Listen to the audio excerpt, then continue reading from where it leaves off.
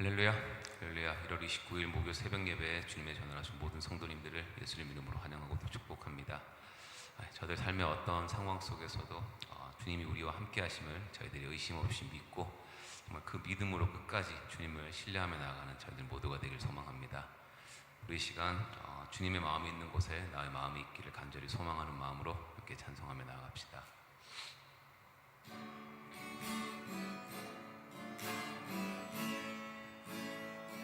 아버지, 당신의 마음이 있는 곳에 나의 마음이 있기를 원해요. 아버지, 당신이 눈물이 고인 곳에 나의 눈물이 고이길 원해요. 아버지, 당신이 바라보는 영혼에게 나의 두 눈이 향하길 원해요. 아버지, 당신이 울고 있는 어두운 땅에 나의 두 발이 향하길 원해요. 나의 마음이 아버지의 마음 알아. 내 모든 뜻 아버지의 뜻이 될 수 있기를. 나의 온 몸이 아버지의 마음 알아. 내 모든 삶 당신의 삶 되기를. 아버지, 당신의 마음이 있는 곳에 나의 마음이 있기를 원해요. 아버지, 당신의 눈물이 고인 곳에 나의 눈물이 고이길 원해요. 아버지, 당신이 바라보는 영혼에게 나의 두 눈이 향하길 원해요. 아버지, 당신이 울고 있는 어두운 땅에 나의 두 발이 향하길 원해요. 나의 마음이 아버지의 마음 알아. 내 모든 뜻 아버지의 뜻이 될 수 있기를. 나의 온 몸이 아버지의 마음 알아. 내 모든 삶 당신의 삶 되기를. 나의 마음이 아버지의 마음 알아. 내 모든 뜻 아버지의 뜻이 될 수 있기를.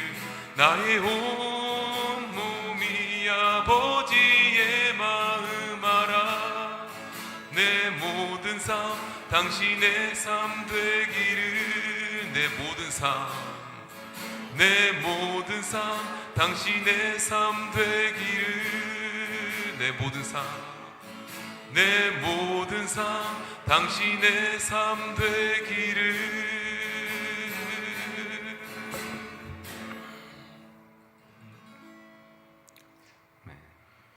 참 좋으신 하나님 아버지, 이 고요한 새벽에 주님 앞으로 저희들을 불러주시고 감사와 기도와 찬양으로 예배드릴 수 있도록 인도하시니 감사합니다.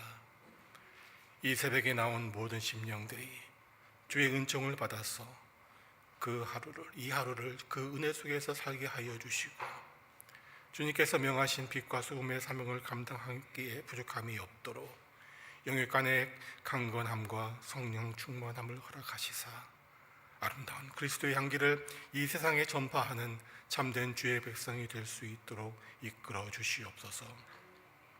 그리할 때 우리 한빛 공동체가 곡식이 휘어져 추수할 때가 이르렀지만 추수할 일꾼이 없다고 한탄하셨던 주님의 근심을 덜어드리는 귀한 공동체가 되게 하여 주시옵소서.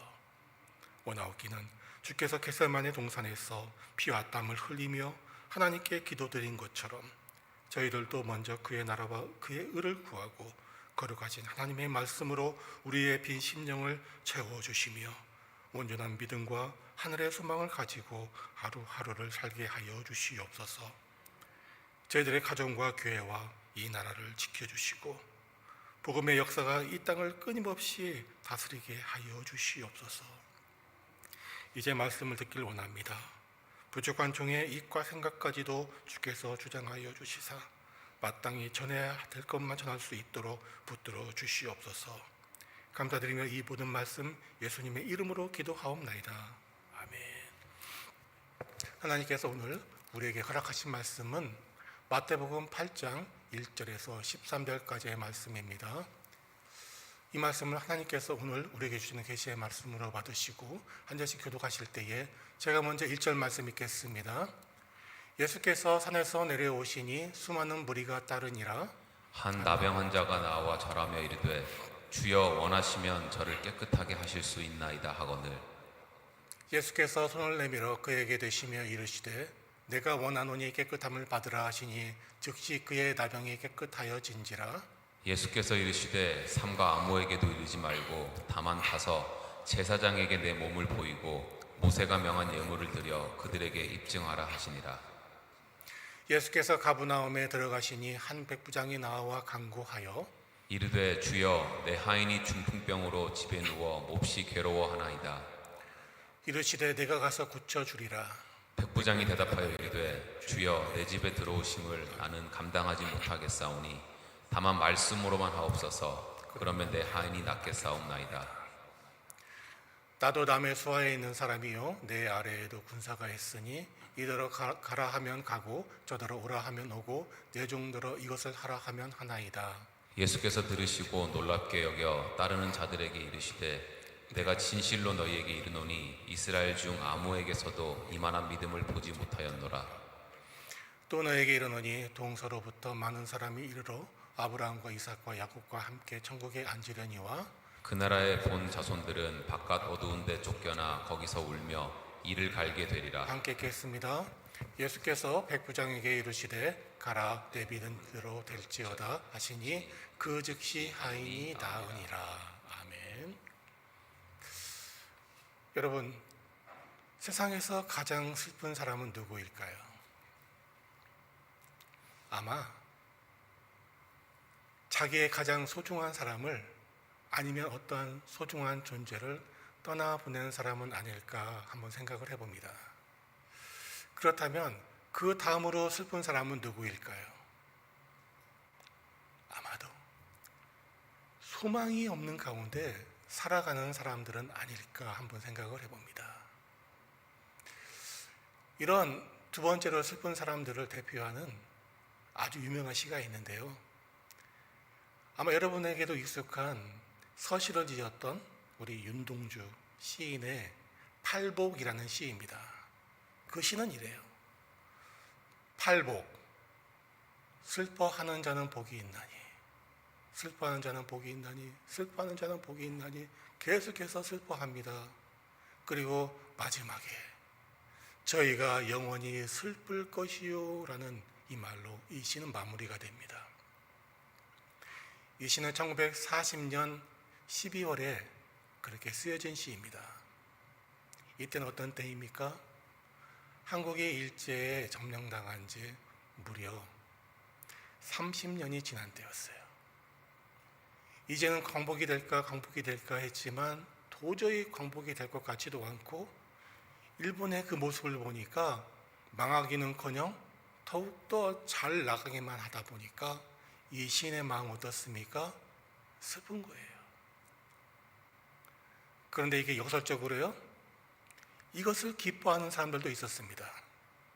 일본이 잘 나가는 것을 기뻐하는 자들. 누구입니까? 일본과 함께 했던 사람들. 반면에 슬퍼했던 사람들은 누구예요? 그런 일본에 반하여 대한민국을 되찾고 싶어 했던 독립운동가들은 슬퍼했다는 거예요. 여러분, 요즘 살아가면서 여러분은 슬픕니까? 아니면 기쁩니까? 어떻게 보면 하나님의 복음이 더욱더 흥황해서 이 땅의 수많은 교회들이 부흥하고 하나님의 말씀이 충만해야 되는데 어때요? 세상은 점점 성장을 하지만 교회는 점점 쇠퇴해 간다는 그런 모습으로 보이진 않습니까? 젊은 세대를 보세요. 또한 교회 구성원들을 보세요. 예전에는 꽉 차고 정말 젊은 아이들, 어린아이들이 웃음소리가 넘쳤던 이 예배의 장소가 이제는 천국의 소망을 두고 바라보는 우리 노년층 아니면 장년 등들로 이 자리가 채워졌다는 그 사실. 어떻게 보면 사람들 이야기를 해요. 이 시대에 기독교는 더 이상 희망이 없다. 왜? 젊은 세대가 이 땅을 떠났기 때문에. 더욱이 이 교회 내에서 더 이상 소외된 자들에게 마음을 품지 않고 자기들끼리만 즐겁고 그렇게 생활하는 것은 아닌지. 여러분 기억하세요. 오늘 본문에는요, 이렇게 정말 슬퍼하는 자들이 등장을 합니다. 그리고 그들의 면모를 보세요. 하나같이 범상치 않지요. 그들이 당하고 있는 육신의 질병, 또한 그들의 신분, 어떻게 보면 하나님과의 구원과는 너무도 동떨어진 소외자들의 그런 모습들이 기록되어 있습니다. 이제 본문으로 돌아와서 한번 1장을 한번 보세요. 예수께서 산에서 내려오시니 수많은 무리가 따르니라. 자,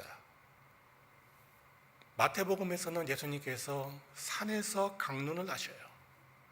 그런데 이 산상수훈의 병행 본문이 누가복음을 보면은요, 예수님께서 평지에서 산상수훈의 말씀을 하십니다.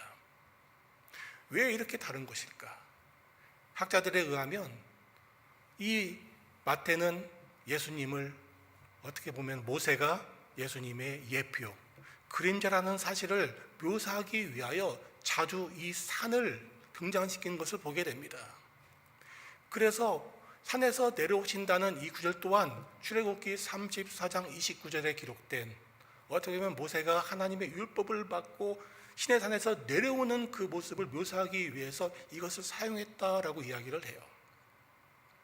반면에 누가는요, 낮아진 자의 자유를 위해서 오신 예수님을 묘사하기 위해서, 어떻게 보면 이방인들을 위하고 또한 만민들을 위해서 이 땅에 오신 예수님을 묘사하기 위해서 그런 평지로 묘사했다라고 그렇게 설명을 합니다. 또한 여기에 보시면은요, 수많은 무리가 예수님을 따랐다라고 이렇게 기록하고 있어요. 이들은 누구인가 하면은 예수님의 소문을 듣고 갈릴리와 데가볼리와 예루살렘과 유대와 요단강 건너편에서 수많은 무리가 따르더라라는 마태복음 4장 25절에 기록됐던 이 말씀입니다. 그리고 이 중에 누가 있었다고요? 오늘 본문에 등장하는 이 나병 환자가 이 안에 있었다는 거예요. 자, 그런데 이 나병 환자의 모습을 보세요. 2절에서 한 나병 환자가 나와 절하며 이르되 주여 원하시면 저를 깨끗하게 하실 수 있나이다 하거늘. 여기서 우리는 어떤 기시감을 느끼지 않습니까? 그 기시감. 마가복음이나 누가복음에 기록된 이 나병 환자를 보세요. 한 나병 환자가 예수께 나와 꿇어 엎드려 간구하며 이르되, 누가복음은요, 예수께서 한 동네에 계실 때에 온몸에 나병 들린 사람이 있어 예수를 보고 엎드려 구하여 이르되, 뭔가 좀 다른 느낌이 들지 않습니까? 마태가 기록된 이 나병 환자는요, 육신적으로 정말 비참하고 가련한 존재임에도 그에게 어떠한 품격이 느껴지지 않습니까? 우리가 뭔가 본받아야 될 그런 존재들. 그런데 마가복음과 누가복음은요, 단지 한 구절이 한 단어가 포함되어 있는데 그 내용이 달라졌어요. 뭡니까? 간구하며 또한 구하여. 자, 여러분 보세요. 왜 이 구절이 중요한가 하면은요, 이 2절이 예수님께서 산상수훈을 통해서 우리에게 누누이 강조했던 그 구절과 연관되기 때문에 그렇습니다. 이 나병 환자가 어떻게 이야기합니까? 이르되 주여 원하시면 저를 깨끗하게 하실 수 있나이다 라고 그렇게 요청을 하시죠. 자, 나병 환자는 어떤 존재입니까? 도저히 나을 수 없는 희망 가운데 살아가는 그런 존재였어요. 그러면은 이 사람은 당연히 무엇을 간구해야 됩니까? 주여 제가 낫기를 원하나이다 라면서 그렇게 간구해야 되는 것이 당연한 수순 아닙니까? 여러분 보세요. 내가 아파요. 그럼 어떻게 기도합니까? 하나님 저 아프니까 제 질병 좀 고쳐주세요 라고 기도하는 것이 당연한데 이 환자는 어떻게 기도합니까? 주여 원하시면.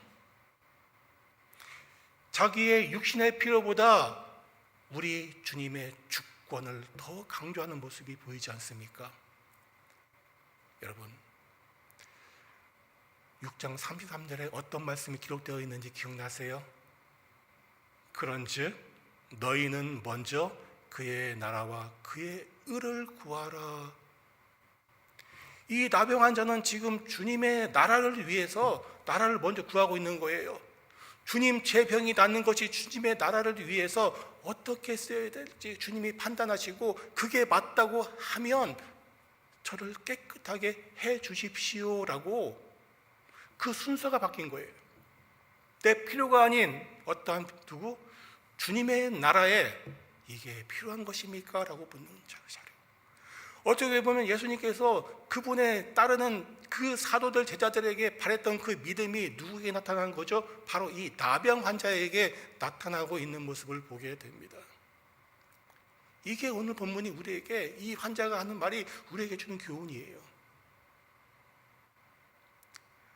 정말 그 낮은 자리에 있는 그 사람이 예수님께 나와서 이렇게 기도하는 반면에 지금 이 세상에 있는 교회에서 옷을 명품 옷을 입고 차려입고 교회에 나와서 기도하시는 분들의 그 기도의 제목들을 한번 들어보세요.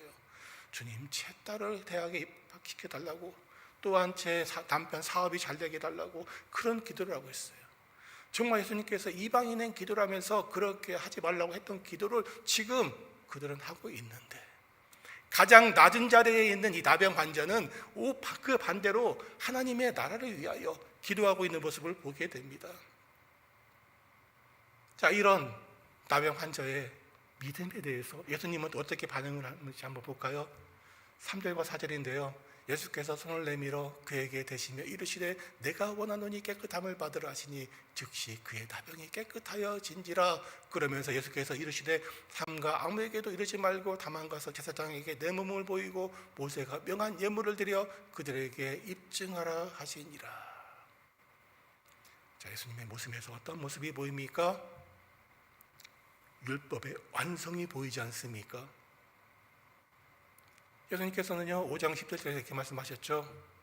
내가 율법이나 선지자를 폐하러 온 줄로 생각하지 말라.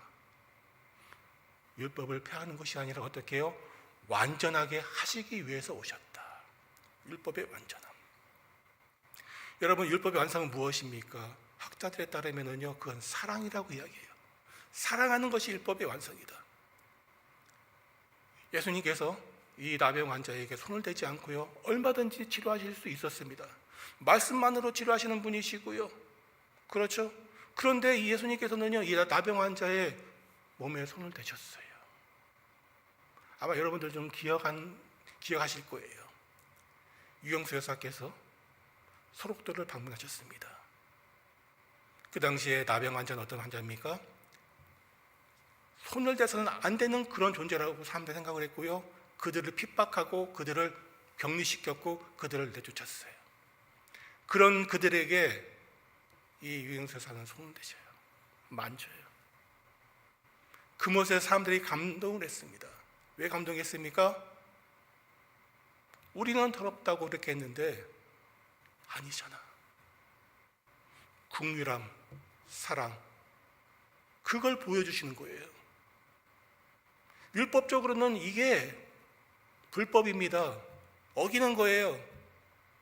이 나병 환자가 나오는 것도 어기는 거였고요. 예수님께서 이 나병 환자를 만지는 것도 또한 불법이었지만 우리는 그 안에서 어떠한 그런 어김을 생각하는 것이 아니라 예수님의 사랑과 율법의 완전한 정신을 느껴지지 않습니까? 더 나아가 4절에서는요, 예수께서 이르시되 삼가 아무에게도 이르지 말고 다만 가서 제사장에게 내 몸을 보이고. 예수님은 어떤 존재입니까? 구약의 제사는 물론이며 제사장을 능가하는 분이었지만 하나님의 율법에 순종하는 모습을 보이므로 내가 율법을 폐하는 것이 아니라 어떻게 완성하러 왔다는 것을 몸소 보여주시는 거예요. 여러분, 예수님은 이런 분이세요. 여러분 생각해 보세요. 내가 법 위에 있다, 그런 존재가 아니라 하나님의 그 말씀대로 살아가는 하나님의 뜻대로 오신 메시아의 모습을 보여주는 거지요. 더 나아가 이 나병이라는 그 병에 대해서 한번 생각을 해보세요. 이 나병이라는 병은요,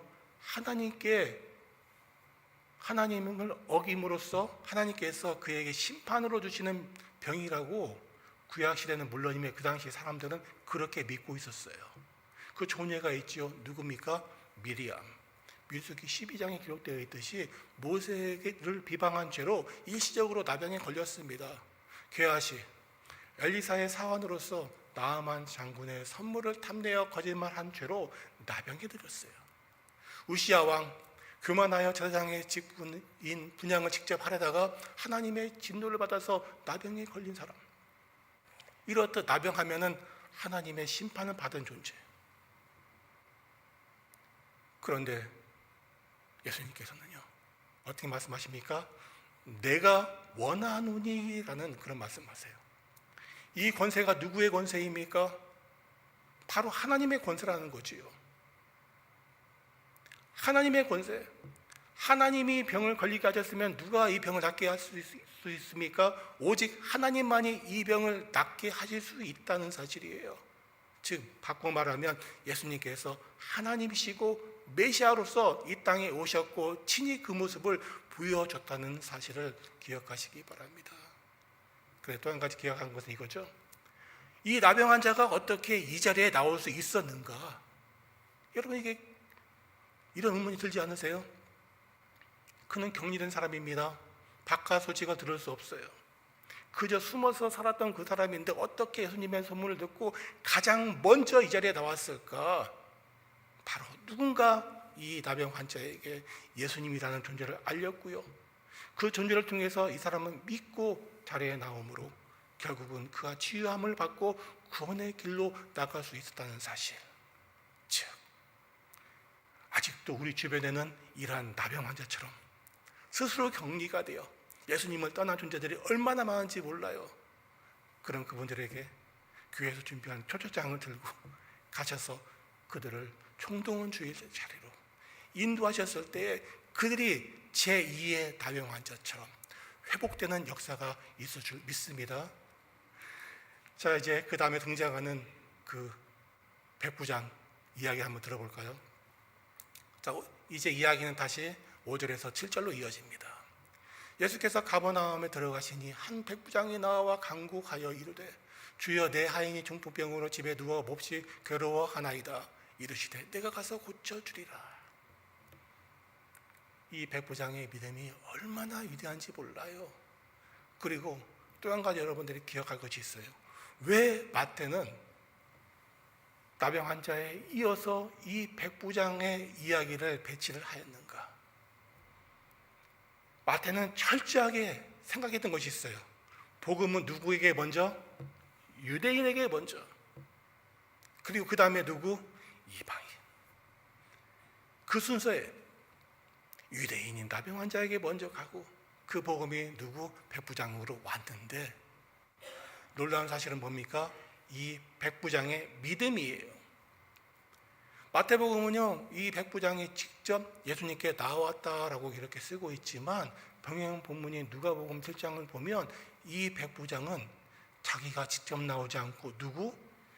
유대인의 장로 몇 사람을 예수님께 보내어 간구합니다. 보세요.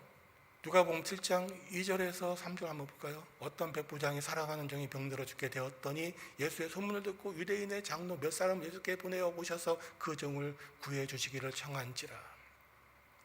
누가복음에 따르면요, 백부장은 예수님을 만나지도 않았어요.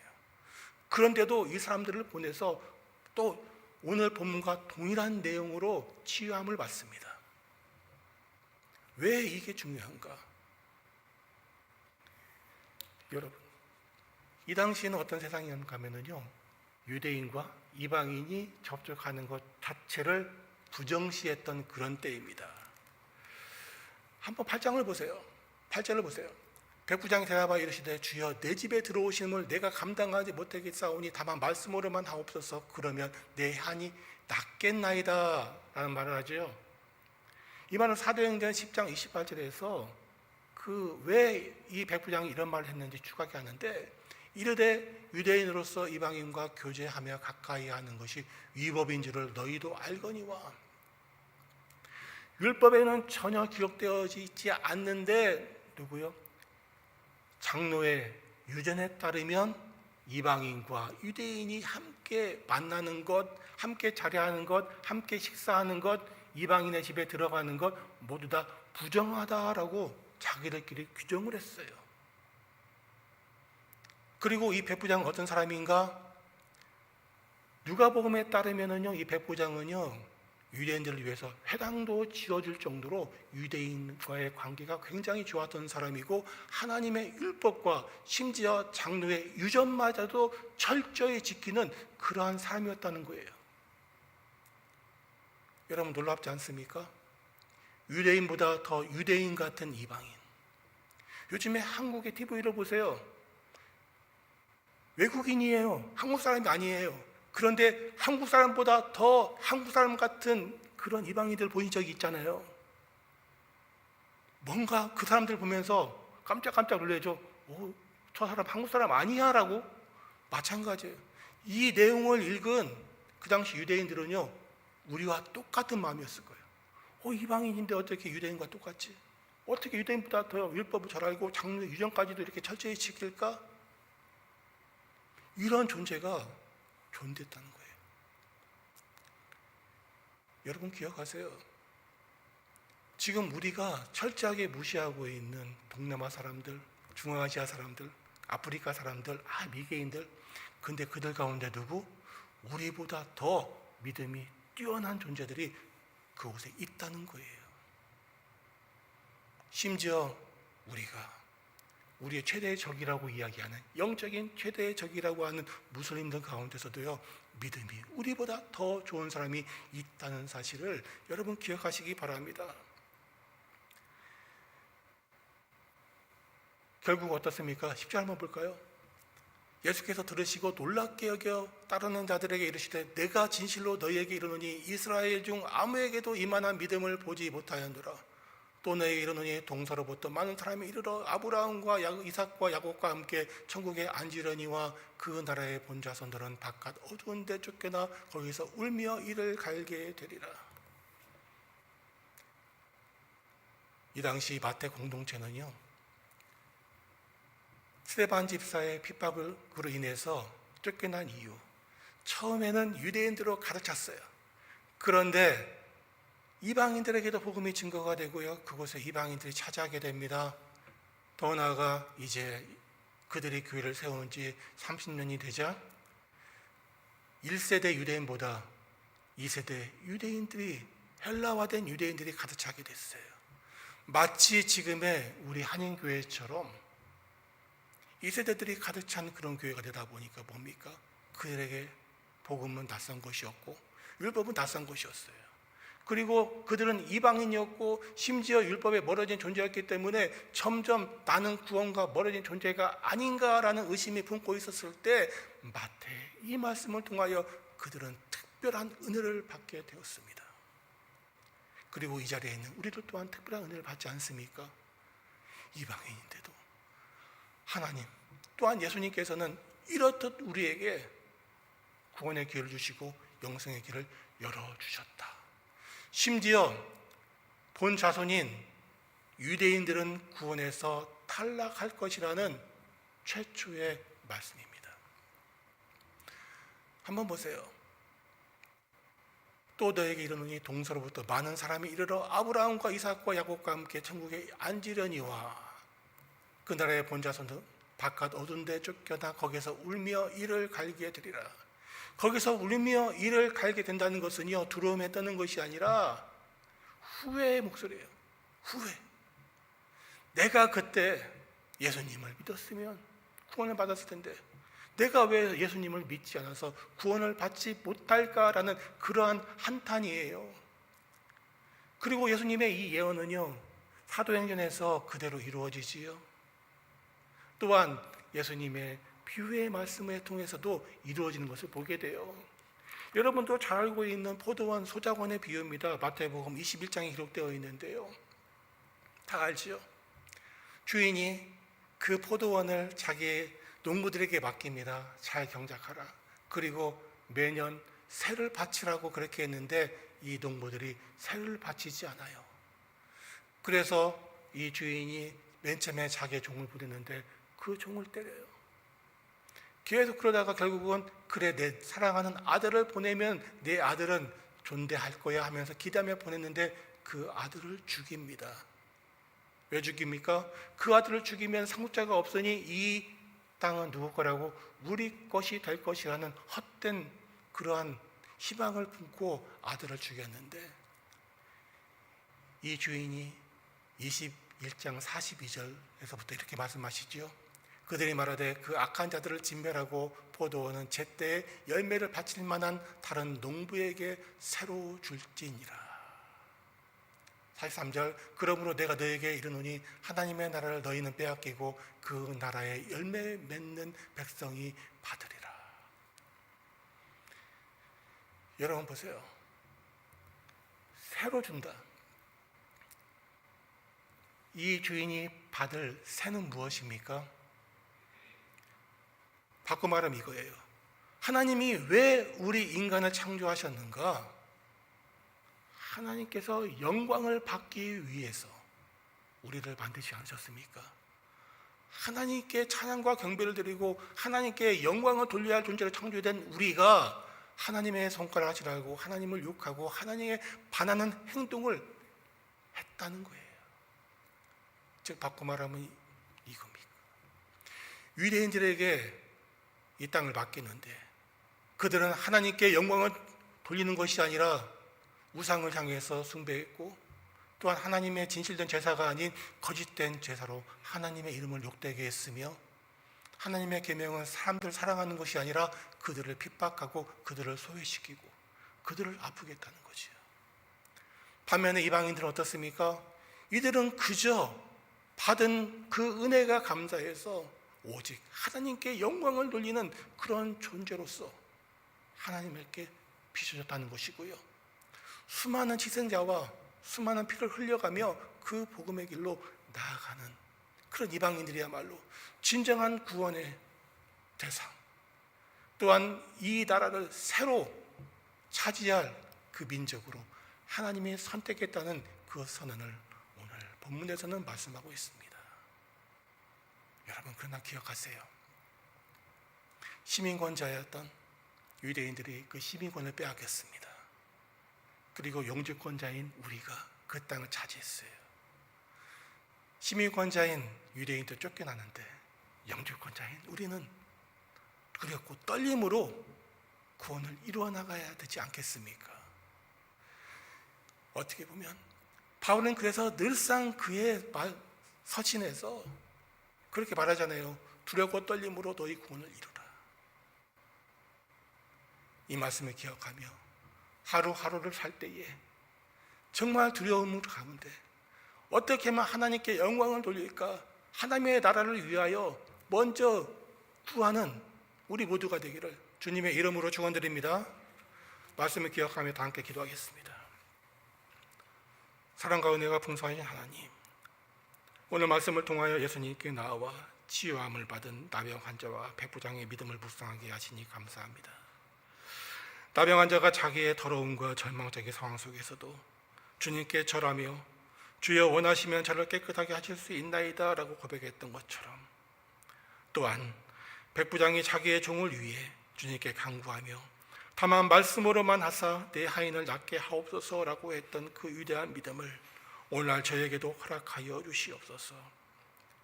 그리할 때 우리가 처한 환경만을 바라보며 자포자기하는 그런 인생이 아니라 말씀에 기록된 하나님의 약속만을 붙들고 하루하루를 소망을 품고 기쁨으로 살아가는 참된 주의 백성들이 되게 하여 주시옵소서.